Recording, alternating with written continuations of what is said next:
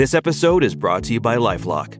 The holidays mean more travel, more shopping, more time online, and more personal info in places that could expose you to identity theft. That's why LifeLock monitors millions of data points every second. If your identity is stolen, their US-based restoration specialist will fix it, guaranteed or your money back. Get more holiday fun and less holiday worry with LifeLock.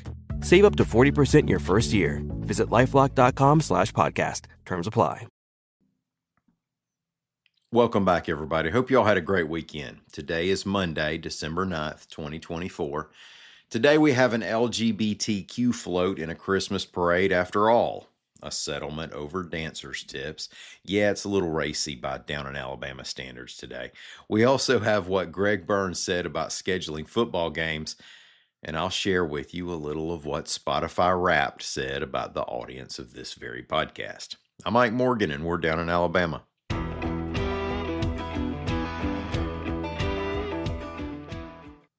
A federal judge sided with an LGBTQ group and allowed it to enter a float into this past weekend's Prattville Christmas Parade, reports AL.com's Walisha Morris.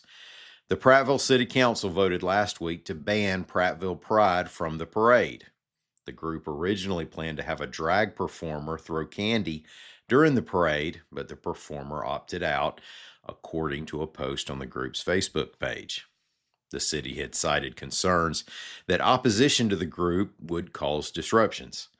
U.S. District Judge R. Austin Huffaker didn't buy that, writing in his order that the discrimination, quote, cannot be tolerated under the First Amendment, end quote.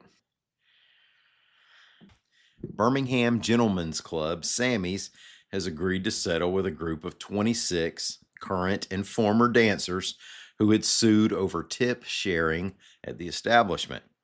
Their lawsuit alleged they had been illegally classified as general contractors and forced to share their tips with workers who wouldn't normally collect tips.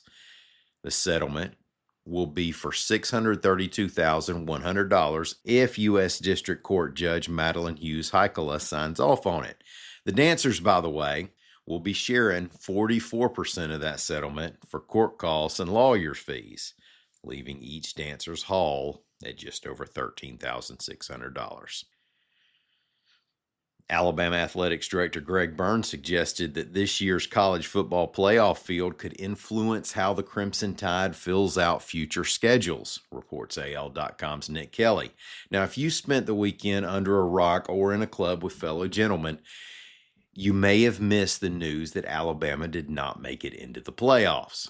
The big target for critics is that SMU got in with a much weaker strength of schedule. Now, the argument for SMU would be that the Mustangs have only 2 losses, and only one of those came during the regular season, since the other came in the ACC title game, while Alabama has 3 losses. So the thinking here goes, if win-loss totals are all that matter, why on earth would you risk scheduling a strong opponent when you don't have to?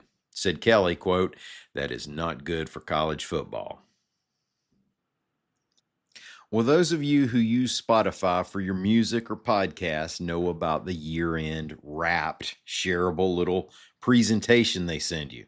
Those of you who spend a lot of time on social media but do not use Spotify are probably annoyed by having to see everybody's Wrapped, shareable little presentation that they send you. Wrapped is fun, though, I got to admit. It breaks down all your listening habits, which songs you listened to the most this year, which artists you played the most, and all that stuff. Sadly, I've reached the point in my life where it never changes. Alan Jackson, Waylon Jennings, Jimmy Buffett, 1, 2, 3, year after year. Had there been Spotify in 1999, it probably would have been the same. But what is definitely evolving on Spotify is the podcast side of things. Spotify isn't our biggest platform by a long shot, but it's growing. And the Spotify Wrapped for this podcast gave me some insight about you that I'm going to share with you. So, straight from the Down in Alabama, year 2024 Spotify Wrapped, it turns out most of you are in America, which is great because we love Americans. It also told us that your favorite other podcast is the Joe Rogan Experience. I feel like most podcasts' favorite other podcast is probably the Joe Rogan Experience. But you also dig The Daily from the New York Times, the spooky podcast Morbid, Pod Save America, and Rick and Bubba. Now, your favorite music genre is pop, which is understandable. That's, by definition, the most popular genre. But number 2 is doo-wop. My, aren't we an experienced bunch?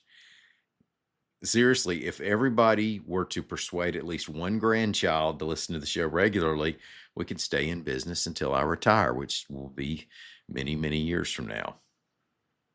I'm just kidding. I'm loaded up with doo-wop. The Coasters, the Platters, Dion and the Belmonts. My summertime playlist is full of it. So there we go. Number 3 is country, which is no surprise. The other very telling characteristic I learned from Spotify Wrapped is that your favorite audiobook genre is biography and memoir, which means you and I would probably hang out at the same parties if we were invited to parties. My last 3 books that I read were on Ty Cobb, Milton Friedman, and Henry Morgan. Let me know if you want to get together and swap any dated facts. Your number 2 audiobook genre is mystery and thriller. And number 3 is romance.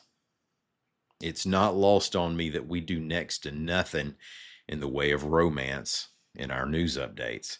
It could be that we're missing a big opportunity there. So I'm going to announce coming to Down in Alabama in 2025, maybe, more doo-wop and romance. We'll get a focus group on that immediately. Thank y'all so much for listening to us. We are going to be back here tomorrow. Until then, y'all come on by anytime you want to and see what we're doing on the internet at al.com.